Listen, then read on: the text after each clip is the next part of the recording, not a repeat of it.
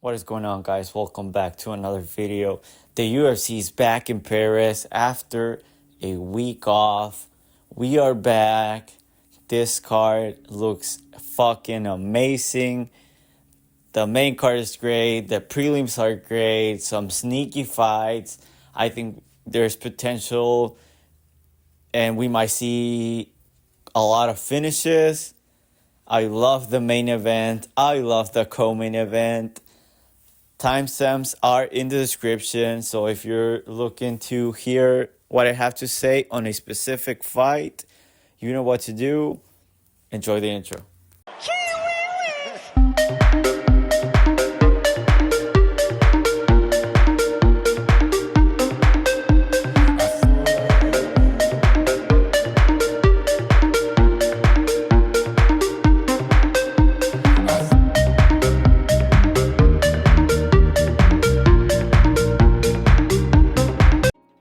Starting off, we have Bolaji Oki versus Chris Duncan.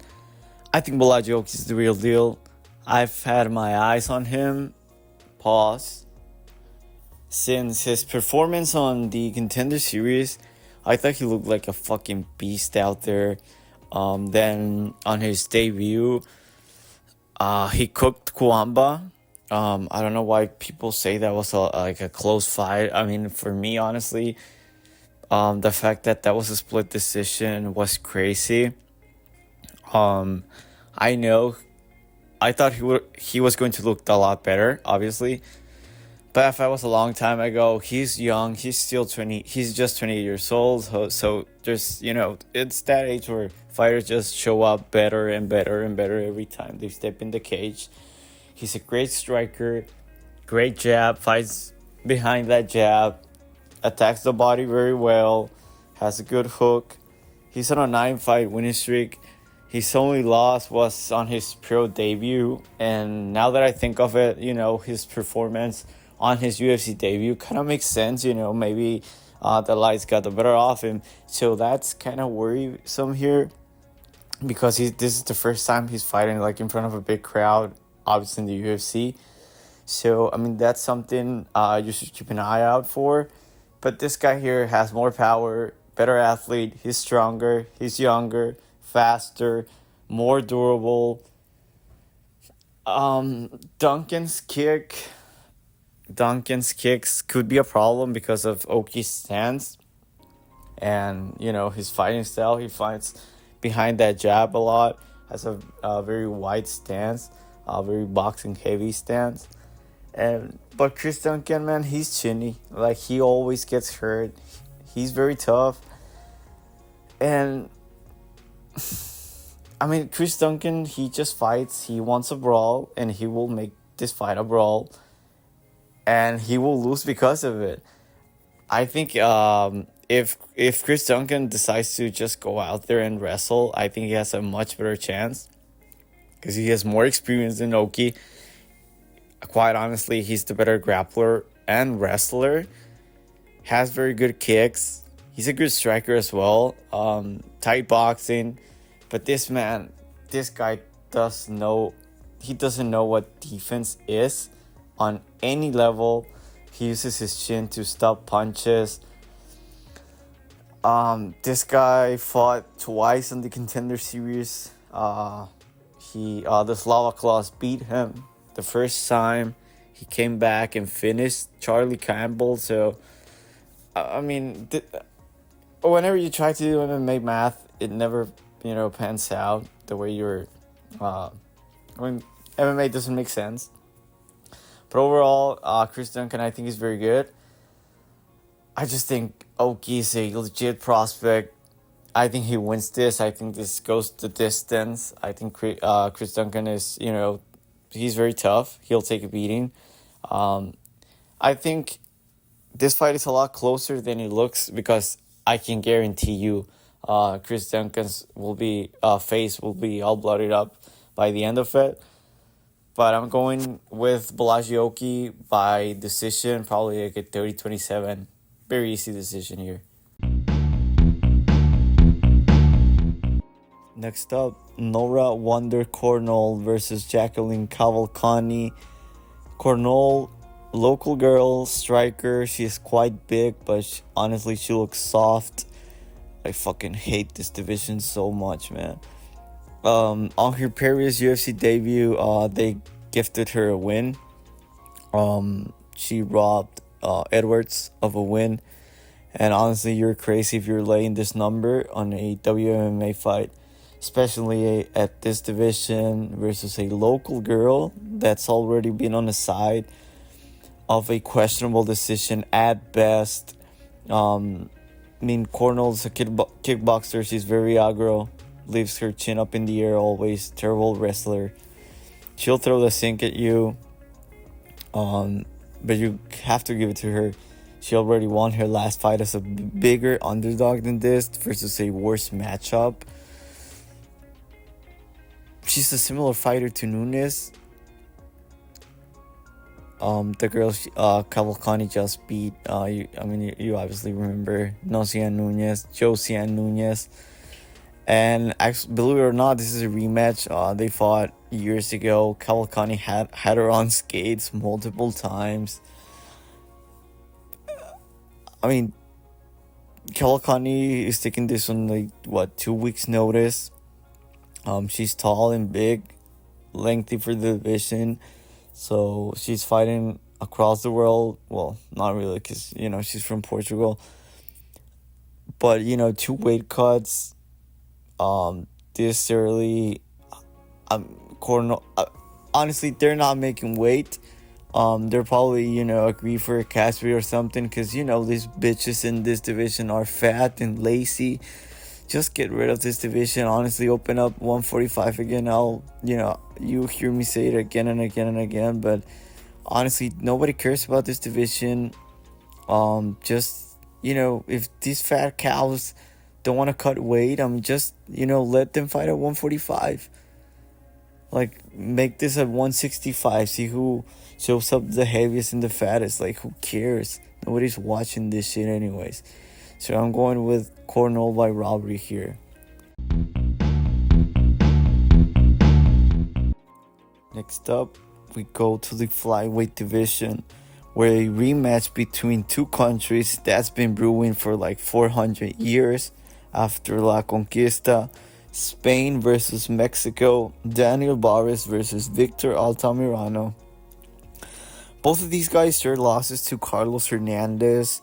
So, Carlos Hernandez is good. But, he's like a 500, below 500 UFC fighter.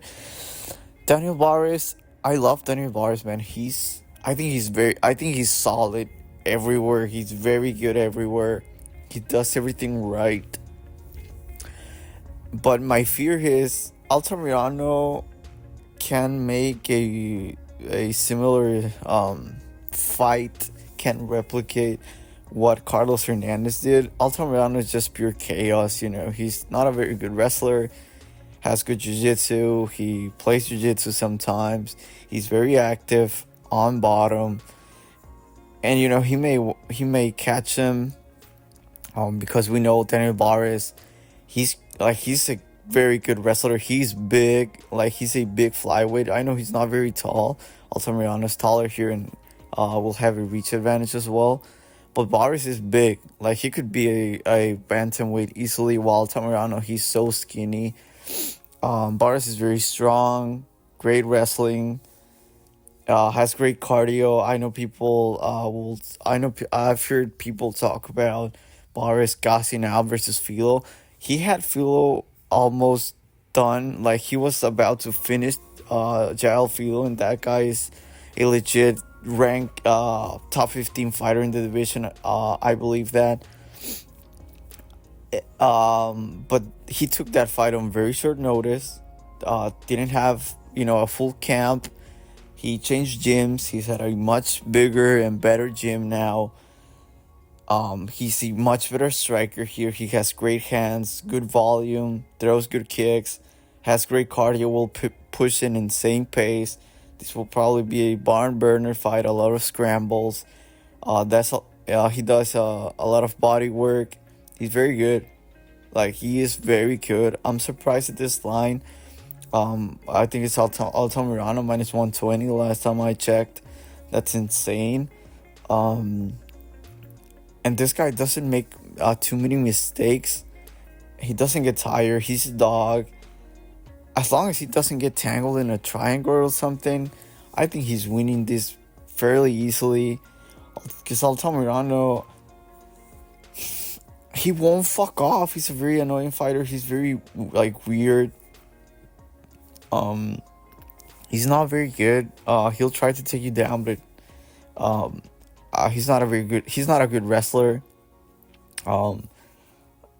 I guarantee you at least one time Altamirano will jump Gilly. At least once he'll jump Gilly in this fight. Like, that's the lock here. That's the lock in this fight if you're betting. But he's just so, he's a lot of chaos, he throws a lot of spinning shit, a lot of kicks. He wants to fight from range, and this guy's not very good when he gets pressured. He has good jiu-jitsu, like I said already, but the guy cannot wrestle for shit. And Daniel Barez, he's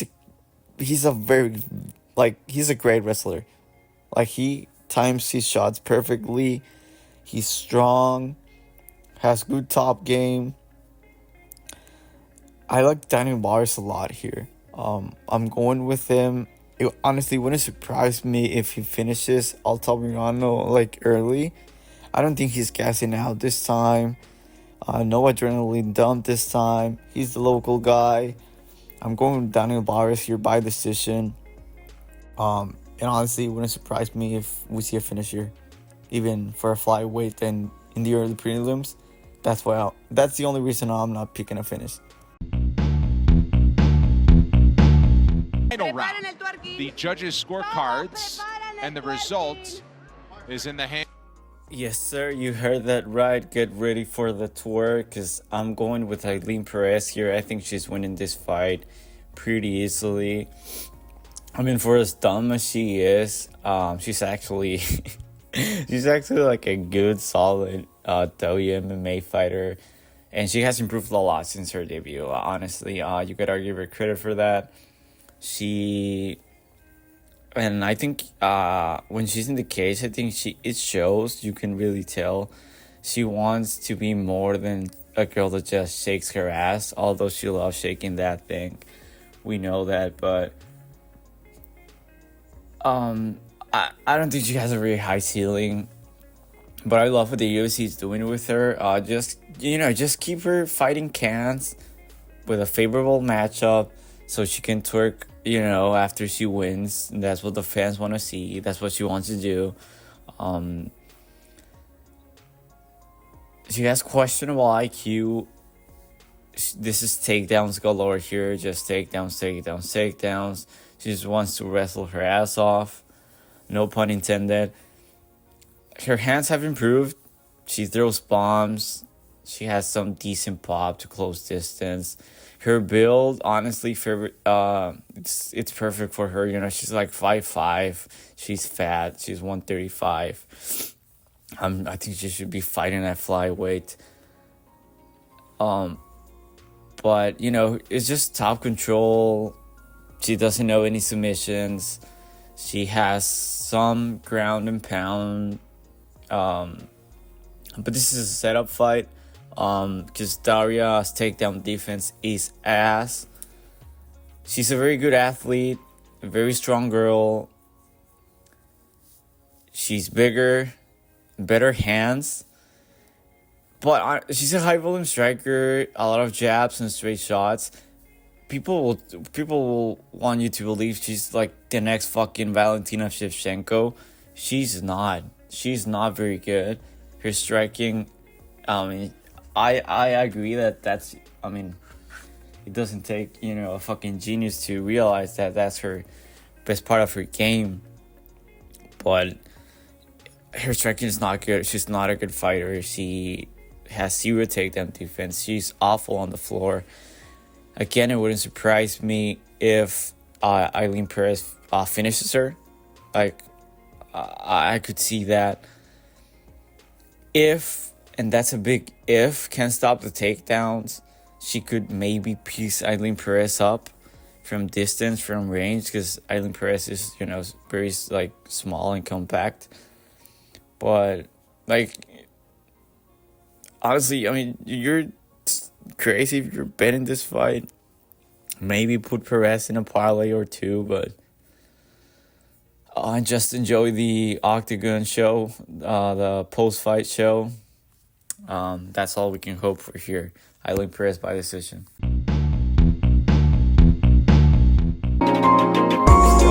Taylor Lapilus minus 360 versus Vince Morales. This is Lapilus' second stint in the UFC. This dude was cut from the UFC will be 3-1, I believe, because he's just so goddamn boring. Like all your French fighters, don't get me wrong. Every French fighter not named Saint Denis. He just cooked Stamen, back in early June, I think. Honestly, I don't understand this matchup. I know this is short notice. He was supposed to fight. I don't care, honestly. This is kind of a layup. He sucks. He's not a good watch. He'll just, he's good for range. He'll move around, throw some kicks. He actually has some decent kicks. Great takedown defense. Very long arms, very weird build. This guy's a freak. He's a good striker. Some pop. He'll fuck you up from range for 15 minutes if you let him. He's a homeless version of Gomis, who is the king of boring point fighting matches. Both French, both black.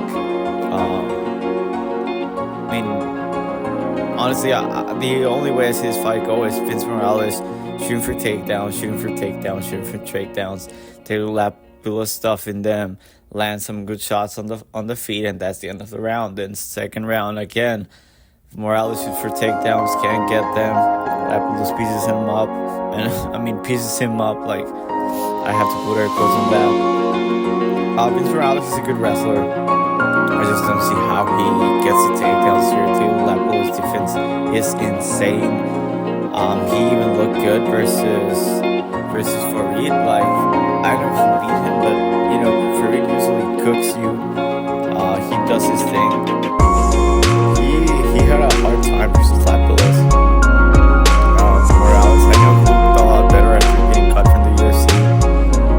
Again, he's fighting much lesser competition. But if I will want to pick Morales here, I'm not going to, because, this is France, a little bit of home cooking. But I'm rooting for Morales. And if you could take a look at his losses, this guy, he's 3-5 in the UFC. He's back again in the UFC after a long stint. All of his losses are to fighters that I would say are better than Taylor Lapilus. He's only lost to, I don't remember the guy's name, but he was like a 9-1 prospect. That's like his worst loss in the UFC. We got names like Miles Johns, fucking Jonathan Martinez, Sanjay Dam. Like, come on, those guys are good. He's doing the UFC a favor here. He's just supposed to show up. Not get beat up. I don't think Lapilus beats the shit out of anyone, honestly. So he's doing the UFC a favor. Now the UFC owes him something. Maybe they paid him good for this fight. Signed a good contract here. But he's just fighting for the paycheck, if you ask me. So I have to go with the home guy here, Taylor Lapilus, by a boring ass decision. Next up, the biggest layup. I don't know why the UFC are babying Ludwig Klein like this. He already showed he's a beast. But seriously, I know he was supposed to fight Mota, but what the fuck is that? He just beat Thiago Moises, and he beat the shit out of him. He should be fighting up in competition, not down in competition. Whatever, this guy is definitely taking his vitamins, if you know what I mean. He has looked absolutely amazing. Ever since USADA is gone, He's great everywhere. Fast, explosive, powerful, great body work, great kicks, kicks to all levels. Has great hands, fast, powerful. He's smart. He can wrestle. He already beat much better fighters. I mean, he beat Bahamondes, who has a similar frame to Roosevelt here. So I am not like concerned at all by the size difference here.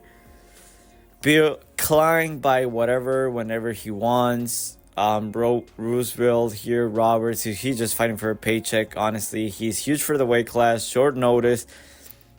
The weight cut is going to be hell for him. He's going to get cooked. I think Klein is Klein by KO. And I'm going with Klein by second round KO here. Next up, we go to the light heavyweight division, where we have the Parisian undefeated prospect Umar Sy versus Da Woon Jung. I'm willing to put money on that. Da Woon Jung is the biggest Korean in the world. I guess I'll just start with him. He's very wide, like he has a very square stance. He's very hittable. Everything he throws is loopy, and he's very hittable. He can wrestle, has good jiu-jitsu. I think he's fighting for his job here. He's not favored to do so. He has T-Rex arms. Both of these guys are 6'3", 6'4". But C is going to have a significant reach advantage because of the T-Rex arms on the Korean guy. He's on a 3-fight skid.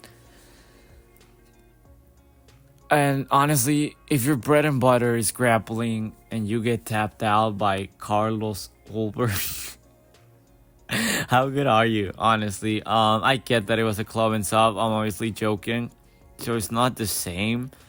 But Umar Sy, man, he'll destroy you on the ground. This guy is good. He's huge, very long, very athletic. He's good everywhere. He's a great grappler. Honestly, this guy's legit. And a division like this, it wouldn't surprise me if we see him in the rankings by next summer. He's very, very good. He has the cardio, so there's no unknowns on whether he'll gas out or not. He has gone the full 15 minutes on his debut. Yeah, he subbed they can. On the first round, he looked great. Tuco, something like that. That guy just showed up fat. And I remember clearly this fight because Tuco's they were grappling. C had already had his back in like a minute. He grabbed and took him down very easily. Took the back like in 60, 90 seconds or so. And Tucos was yelling at his coach. Brendan Allen was on his corner and was like, B, he's breathing heavy. He's breathing heavy, B. And he got tapped out in like 30 seconds later. But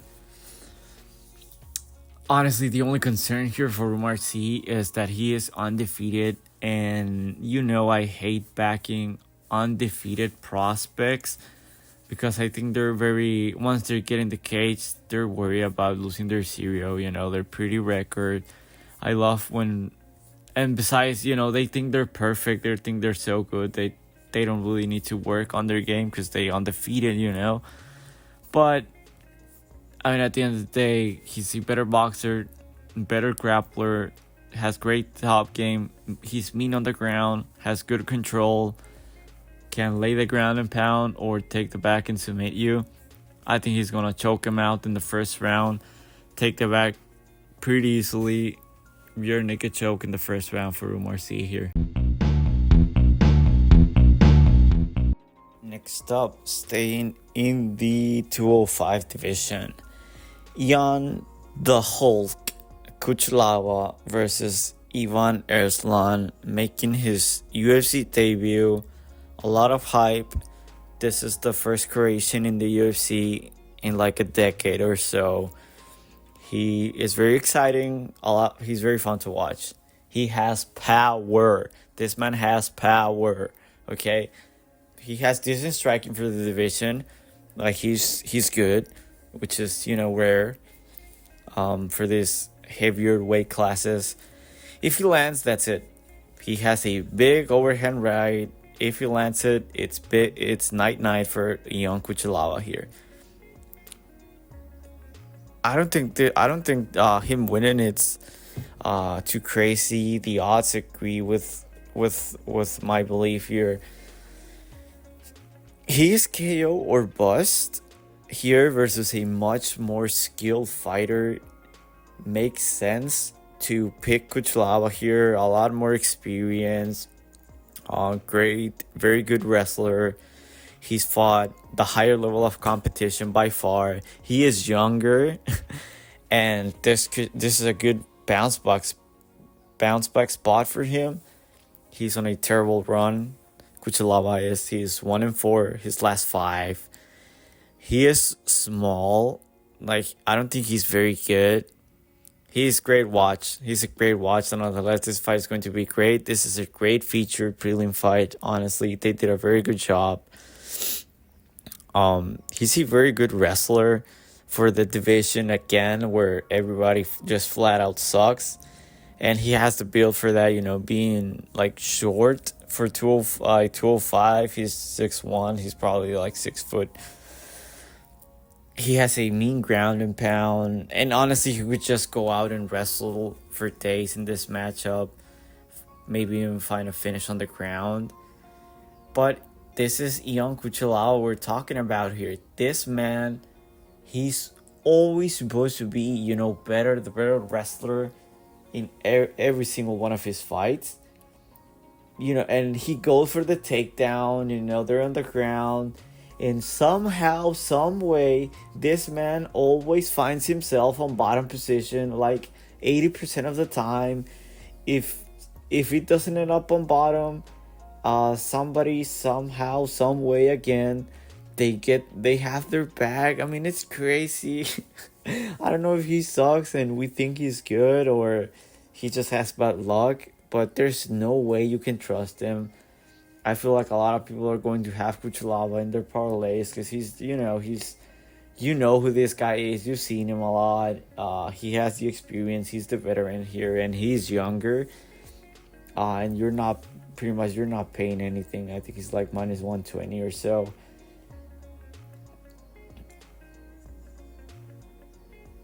How I imagine this fight going, it's Erslan will probably be getting cooked. Probably by wrestling and grappling, clinching up against the fence, grinding it out. Probably Cutelaba could probably even take him down. And somehow he gets up because he'll end up on top. How young Cutelaba fights. And, out of nowhere, he'll land a huge overhand right. And that's it. That's the fight. Because Cutelaba, he tends to underperform on his fights. I mean, he's on a horrible run. He rarely sees the scorecards. This is great matchmaking. Honestly, I'm very excited for this fight. I think this is going to be great for as long as it lasts. I don't think it's lasting very long because I think Ivan Erslan is going to knock Cutelaba out in the first round on his UFC debut. This is going to be a great fight. Please, young Cutelaba, don't go out and make this a boring fight. Can you imagine like this being the first time Cutelaba doesn't end up on bottom after shooting for a takedown? That'd be insane. And I'd be very disappointed, but I have to ride with Erslan by first round knockout. Next up, opening up the main card. This card is very, very, very solid. I think it has potential to be the best fight night of the year, period. But we have Ziam, one of them boring Frenchies, versus the man, the steamroller, Mad Frevola. He's back. He is one of the best watches like ever. Matt Frevola is so good. He's so fun. He's kind of like a McKinney, but he wins more than he gets knocked out. People think of him like he's some KO or bust. Everybody will be rooting for him here. He's an ape of a human. He needs to kill Ziam for the culture. He has to go out and knock him out in the first round. He will pressure. He'll try to make this a brawl. I think he can have success. I think he can find. I think he can get inside. And he's a very good wrestler. Like, people forget, but Matt Frevola came in as a wrestler. And he's fucking great. Like, he's so good. He's an ape. But he's not stupid. I think he's technically sound. My problem here is he's very hittable. He eats a lot of punches just to land some of his own. Could walk into a counter punch from Ziam. If Ziam gets into a brawl, he's done. Like, he's not winning. He's getting knocked out. He could be subbed as well. Frevola is very good. He'll be on the hunt. Like, that's for sure.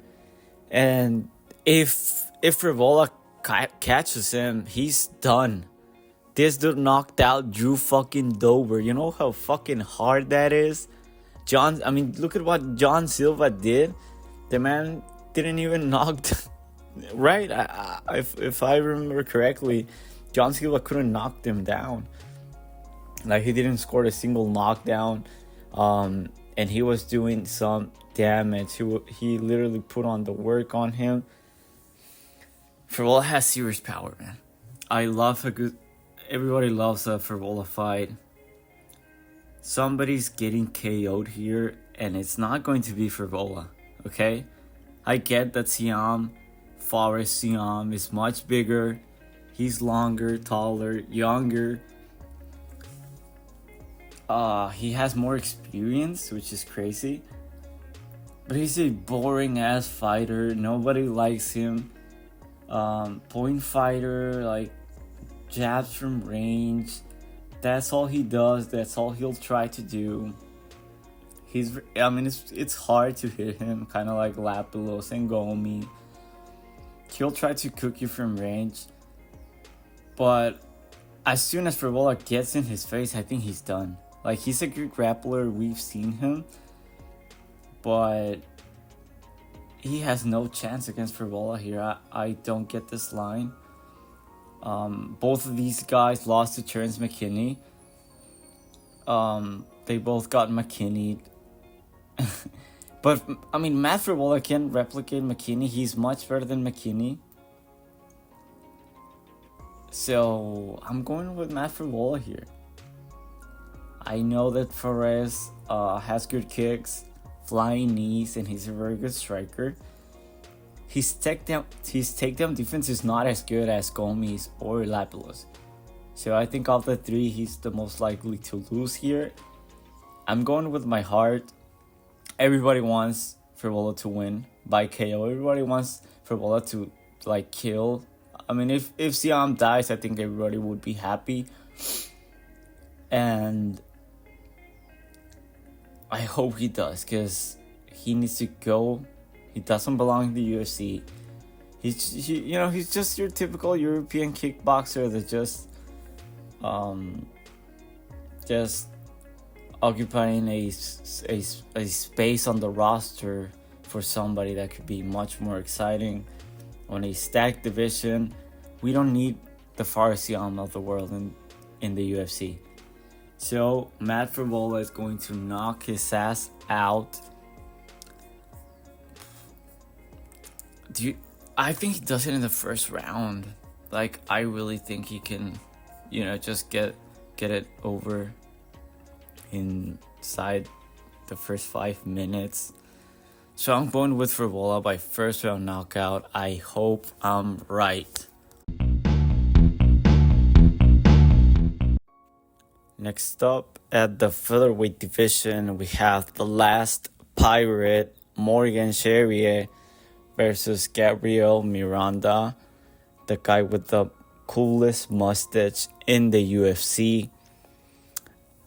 I have to go with Charriere here. I mean, the line is super wide. He's a minus 700, minus 800 favorite, depending on the book you're looking at it. And I agree. Like, he's going to kill Miranda. Charriere, he's coming off a questionable decision versus Chepe. Some people say he was robbed. Some people say Chepe won. And that's the thing with Mariscal. He is a perfect optical fighter for modern MMA. And honestly, but I'm not that high on him. This is a layup here for Charriere. This is the way that the UFC usually tends to say, I'm sorry to their fighters. They give him a free win after they get robbed.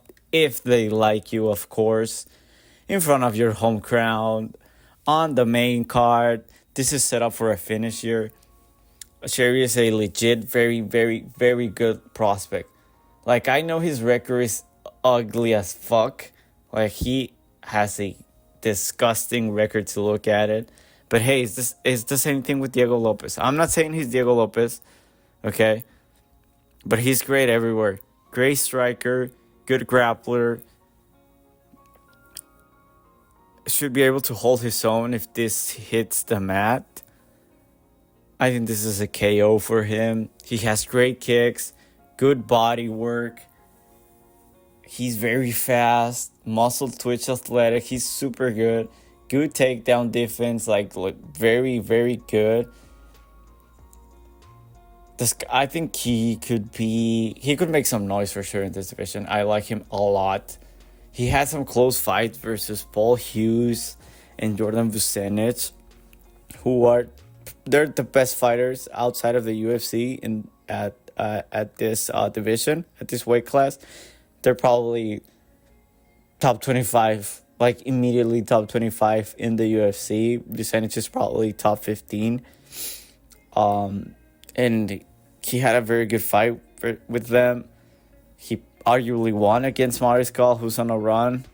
So, he's good. Gabriel Miranda, on the other hand, BSD killed him.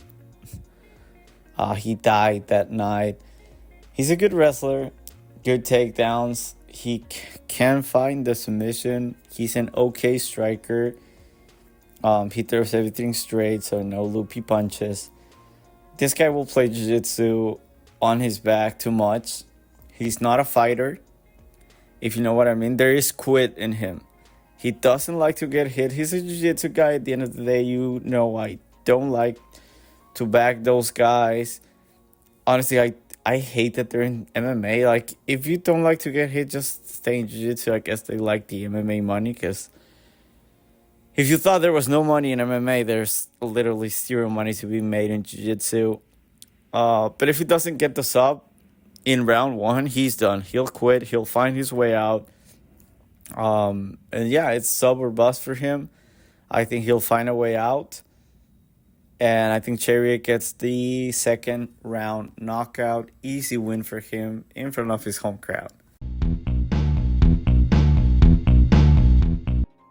Next up, we have Kevin Jousset versus Brian Battle. I don't think this is going to be the barn burner fight of the night that everyone says it's going to be. Will it be a good fight? Probably, yes. But both of these guys, they have very good camps. They train at a good gym. They have great game plans. They tend to stick with it. Brian Battle is very coachable, and Jousset is with City Kickboxing. So he has no problem, replicating a Bryan battle throughout the whole camp. So I think this is not going to be a high volume striking match. I know Bryan Battle could just, show up on a completely different level, like even better than his recent fight versus Angelusa, where he was just styling on him. He was doing whatever he wanted to in that fight. I don't think he can do that to Jousset. Because Jousset is fucking huge, man. Jousset is probably one of the biggest fighters in this division. I know Battle is tall, and he was also, he fought at middleweight when he won the Tough. He won on Tough. But Jousset, he's strong. He has a very wide stance. He's like low volume. He has a very awkward style, very weird like stance. His chin is up in the air. He is big. I think he's a lot better than people think he is. At first, people actually were picking what's this guy name? Fucking Kiefer Crosby versus him. He tapped him out quickly. He has good judo. Not very good striking defense. That's what worries me here. He has decent kicks, I guess. He's very good on the clinch. I think this is where he can make trying to make his money on this fight. Just grind it out. Good, because this guy has some nasty dirty boxing. Just grind it up against the fans. And both of these guys only have 2 losses on their record. For Jousset, one of them is JDM, probably the next welterweight champion, and Caleb Whiteout. Who? Yes, exactly. It doesn't mean anything. We know that already. MMA math. If you judge someone by their losses, that's not a good way to predict fights. Bryan Battle, on the other hand, high volume, has I think he has aura. I think this guy has aura. He was styling on him, has this crazy flow. He has looked fucking amazing ever since his loss to Fakhretdinov on short notice, where he got schooled. He got fucking schooled. He cut his hair and just went to work. He looks great. Great kicks, great hands. He's fast. He moves around a lot. Unlike Jousset, who just he's very flat-footed. He's the better grappler here. He can't submit you. He's a finisher. He is a finisher. He's out there looking for the kill. Has good cardio. Both of these guys have good gas tanks. They pace themselves very well.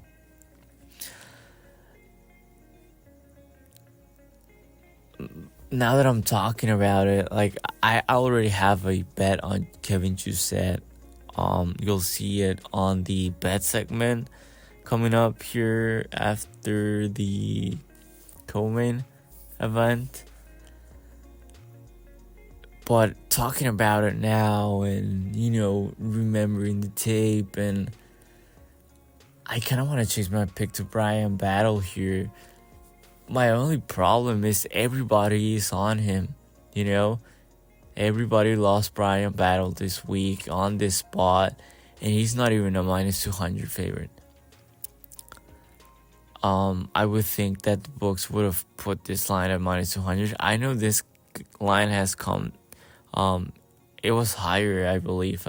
I saw minus 190. It's still minus 170, minus 160 now. I think Jousset is a live dog. He's French, but we know he trains in fucking New Zealand.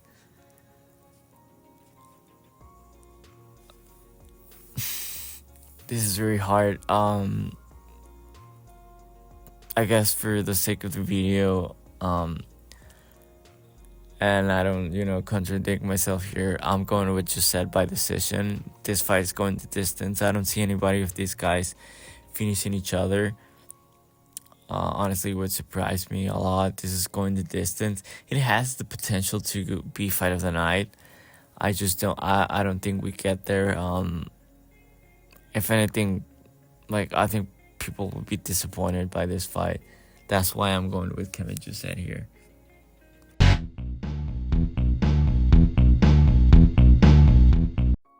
Next up, the featured fight of the night: William Gomis, the Jag, versus Joanderson Brito. I like Gomis here. I think he is very, very, very, very good. What's keeping me away from him is you have to worry. I mean, what the fuck was that on his last weight cut? He's not very... Well, he's a big featherweight. Both these guys are. He's just not very athletic. He's, not a lot of muscle twitch fiber. Complete opposites, these two. Brito is just he's like fucking made out of stone. He's very aggro, very mean. And Gomis like all soft and technical, methodical. But the skill beat the shit out of him, man. He really got his ass whooped by the fucking scale. This guy's boring. He's like the poster boy of these French fighters. It's just all defense, boring, slow pace. This guy can go 2 rounds, 3 rounds without doing jack shit. Long, wants to fight from range, pinpoint fighter. He'll cook you on the outside with his range. That's what he wants to do. That's his game plan. That's always his game plan. Good striker with good takedown defense. But his wins, Janice Gamori, not UFC level. Francis Marshall, that was a very fucking close fight, and Marshall was about to get cut if he didn't win versus Bazookia. And Jarno Aarons, another European kickboxer that's not as good as Gomis. He's younger than Brito, so he should keep getting better. And his grappling definitely needs a lot of work. But, that's it. If he shows up and his grappling is on a whole nother level, he's going to win this fight. And nobody wants to see that. Everybody's picking Brito. Everybody wants Brito to take this guy's fucking head off. Brito's so physical. He's super strong. This guy hits like a truck. He's an ape of a human. He never gasses. He's always putting the pressure, high pace. He really digs deep.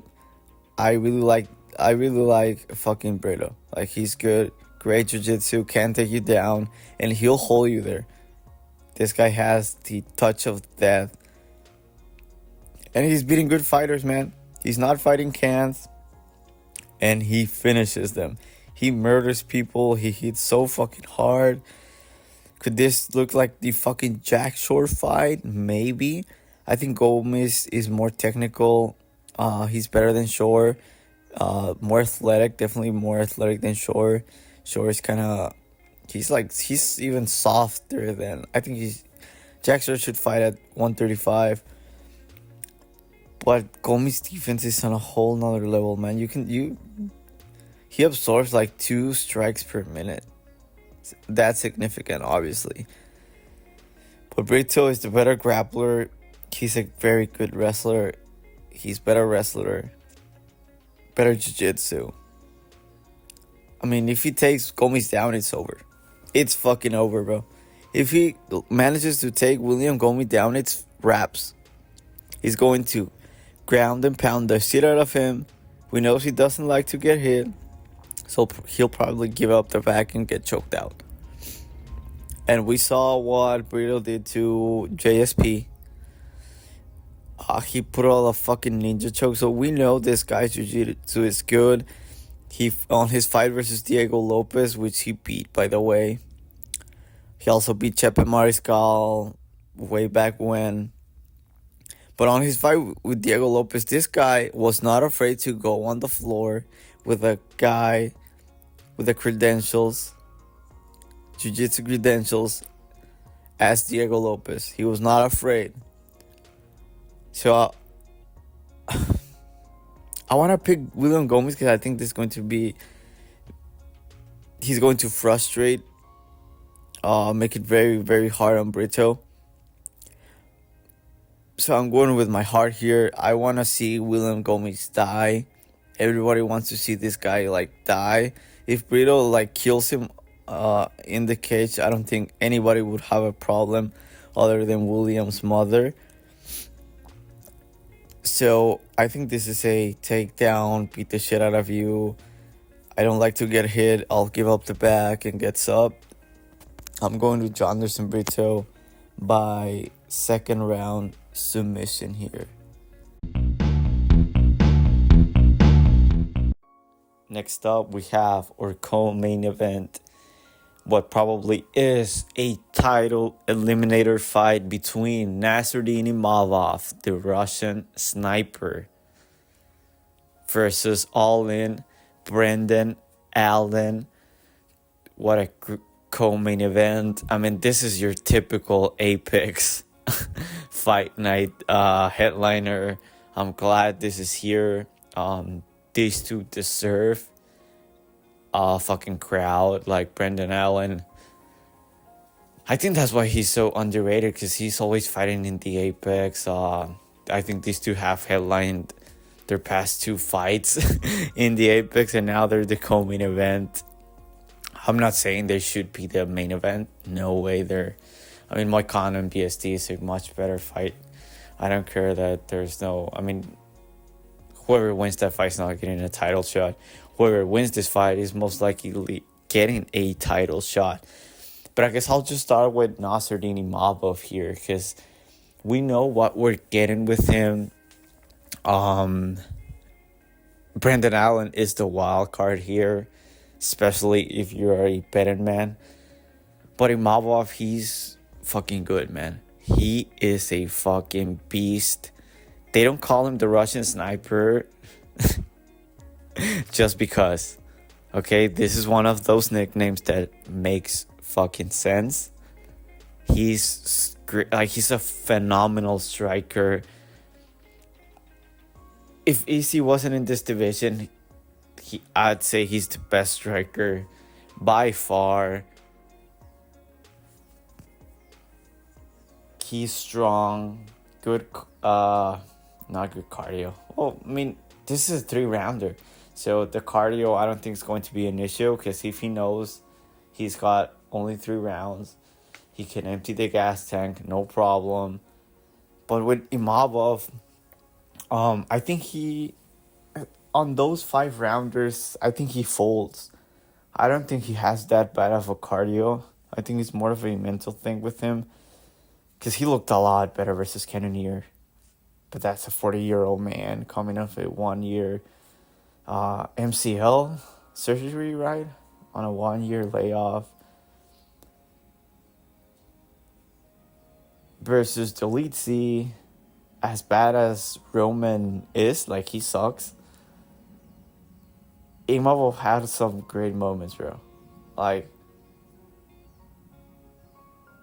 He was just levels above Dolitsi in that fight. He can be a little bit low volume, but he's a lot of stick and move. And we've seen him that he shoots for takedowns when he's starting to fade. He always does this in the last minutes of the round.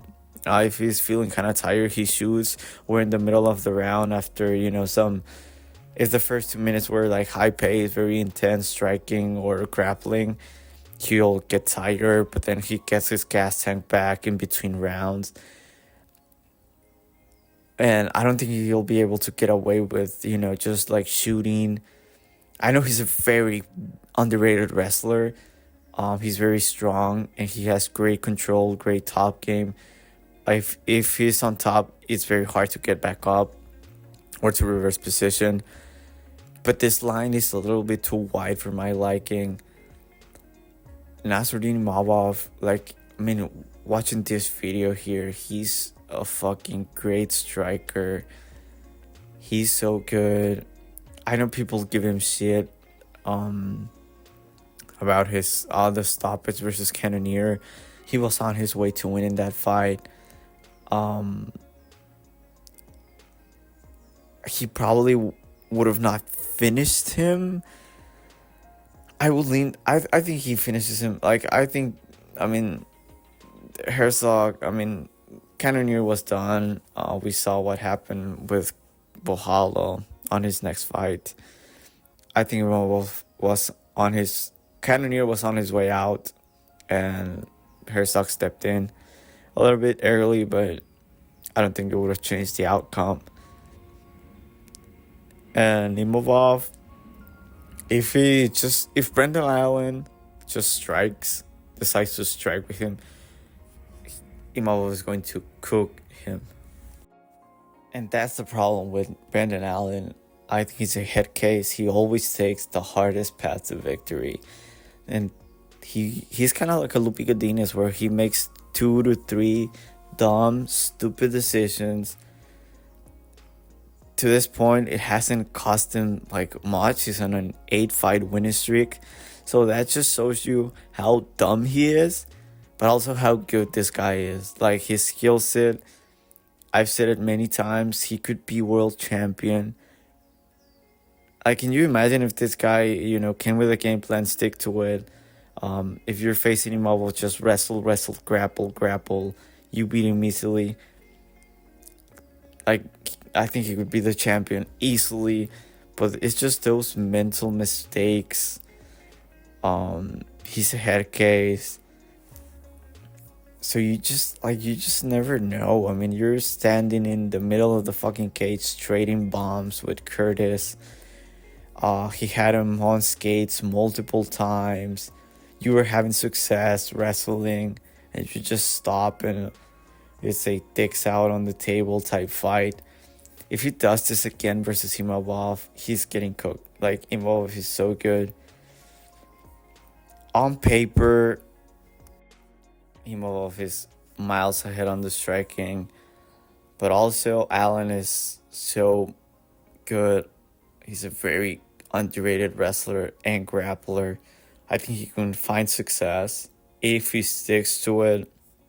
I don't want to see him try for a takedown, failed, and just, start trading bombs with Imavov, because he's getting his ass kicked if he does that.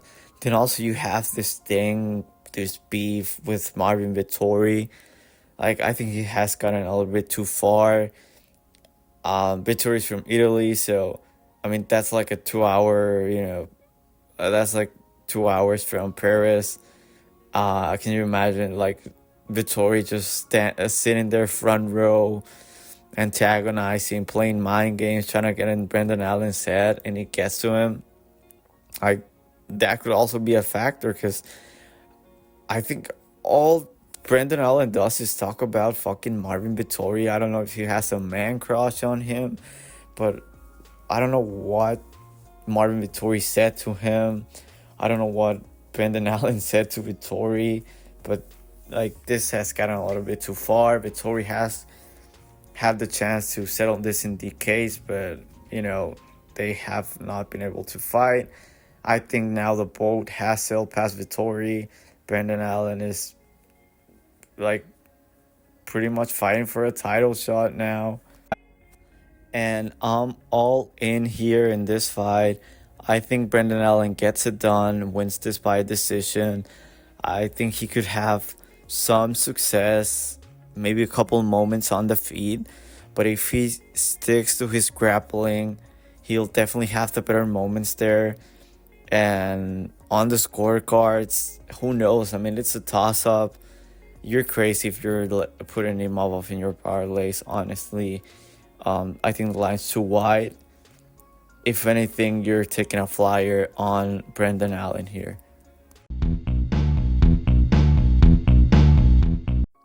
Now, for the degenerate segment, the bets. That's why you're here for. If you skipped and used the timestamps, I appreciate you anyways tuning in to watching the video. If you're here to fade me, again, leave a like. If you're here to tell me, leave a like. And subscribe if you are not subscribed. First bet of the night, Daniel Barez on the money line. I think he's too physical. He's too good for Altamirano. I just have a $20 slip on him. Next, Erslan by KO. I think this is the end of Cutelaba's UFC career. Taken by KO, plus 170, 50 to win 85.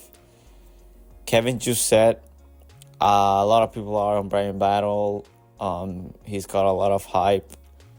I think he has aura, but Jousset is sneaky good.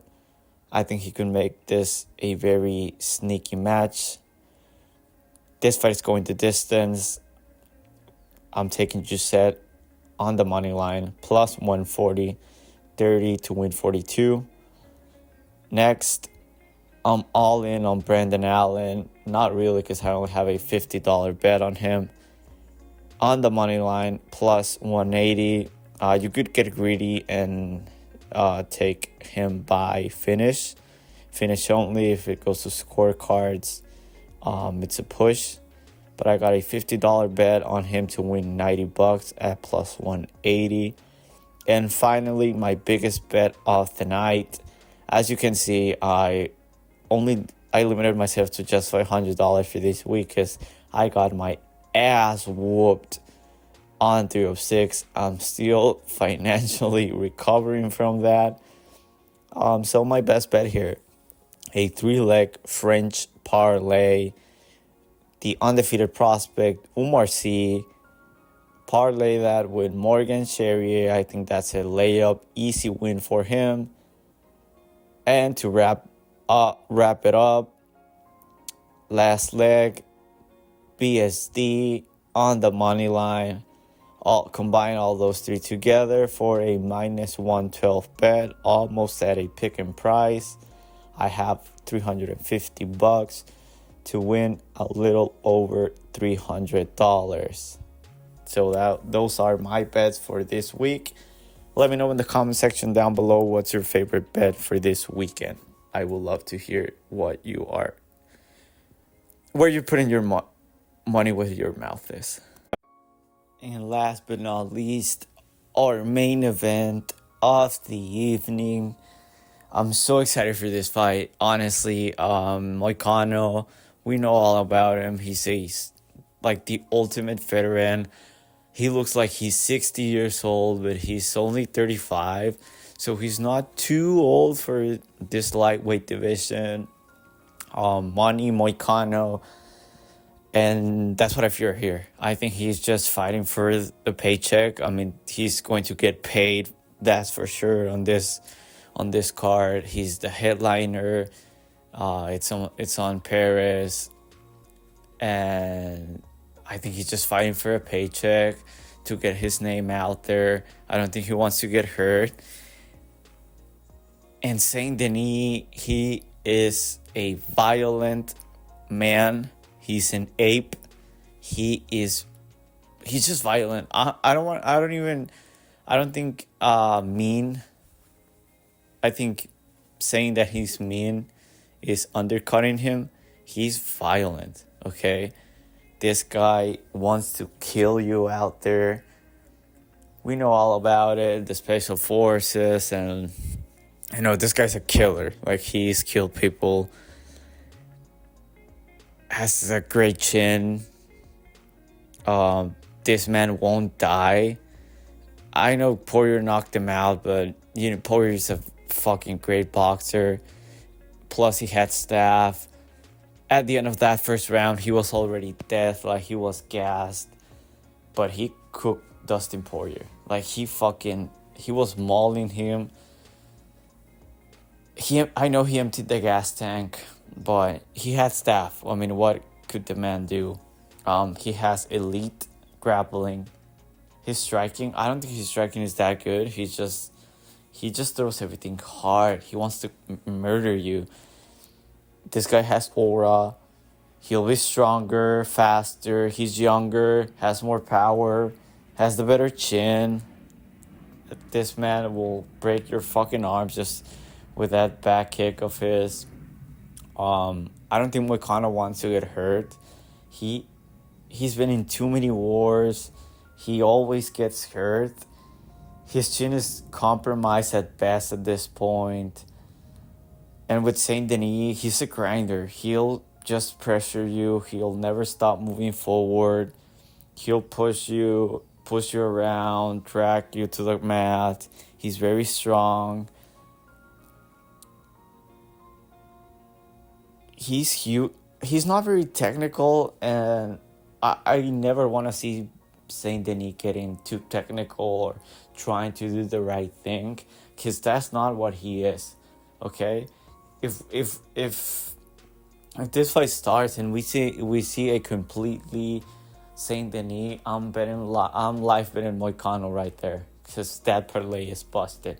If he goes out there, tries to pace himself, because this is a 5-rounder, and just completely abandons his style, I don't think he can win a fight trying to get all pinpoint like by the book against Renato Moicano. Because Manny Moicano, man, he's a very good boxer. He's a great fucking boxer. His hands have gotten a lot better. And this guy's jiu-jitsu, I mean, this man is a world champion, a black belt world champion. You have to be a fucking beast to be a BJJ world champion at that level. He's also big and tall. Good jab. I mean, I already said this guy has great boxing, has great low kicks. Everybody talks about how this man, what he did to Calvin Kattar, and he has very high IQ. He's great at taking the back. He's the total vet, knows how to survive. We just saw that on his fight with Jalen Turner. He's super tricky. He's very, very dangerous on the feet, on the mat. But his chin, he always gets hurt. I don't think he has very good cardio. So this fight is not seeing the scorecards. This fight is finishing, and I don't think it starts round 3. And if it does, you're live betting Moicano. Let's say we're 4 minutes into the round 2, you live bet Moicano, because you're probably going to be able to get like plus 600, like at least a plus 600. And if you wait until round 2 ends, everybody will start betting Moicano, so you'll get a much worse number. So if you're 4 minutes into the round 2, live bet Moicano, please. Please live bet Moicano. On his fight versus Drew Dober, he looked tired. He was gassed. He was just backpacking him, holding on for dear life.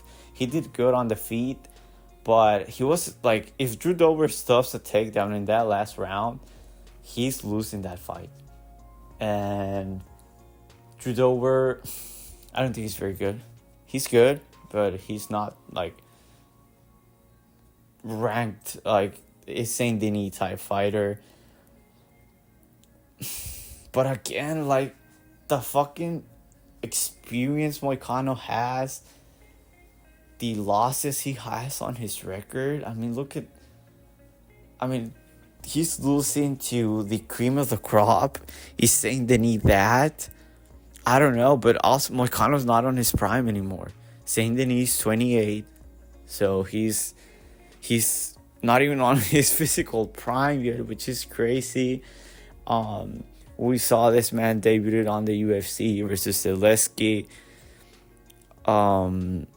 Great chin, super tough. This man won't die. If Moicano gets him on an armbar or a choke, he's not tapping out. So he better put him to sleep, because this man is not tapping. Like, he's not tapping. He's just not.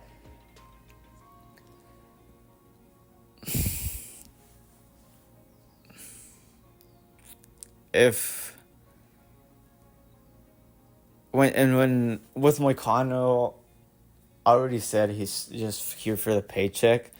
But if you listen to him talk, like, he does a lot of things outside of the cage. You know, he has his YouTube channel.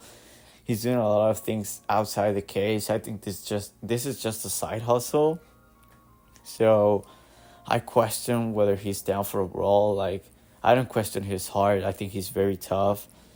But on a just like dicks out on the table fight, I don't think he wants that smoke. Not anymore.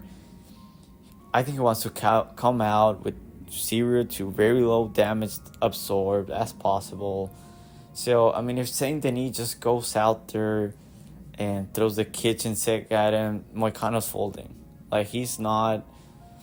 I don't think he does everything to survive and drag this for too long, because he wants to keep fighting. He wants to keep making that money. So I have to go with Saint Denis here, the younger guy, the local guy. And as much as I would love to see another epic Moicano interview, Saint Denis, I think he's too much for Moicano. So I'm going with Moicano. I'm going with BSD by submission. On the second round, I think he hurts Moicano, jumps on top of him, starts laying that ground and pound. Moicano gives up the back, and Saint Denis chokes him out. I don't see why Moicano would take like too much damage. He wants to extend his career, and I mean, he's not making a title run. Like, he's not. He's too old. He's not very good. So I'm going with Saint Denis by second round submission. So that is it for me. This is the end of the video. If you enjoyed it, please leave a like. Subscribe if you are not subscribed. I would much appreciate it. Until then, I'll see you guys later.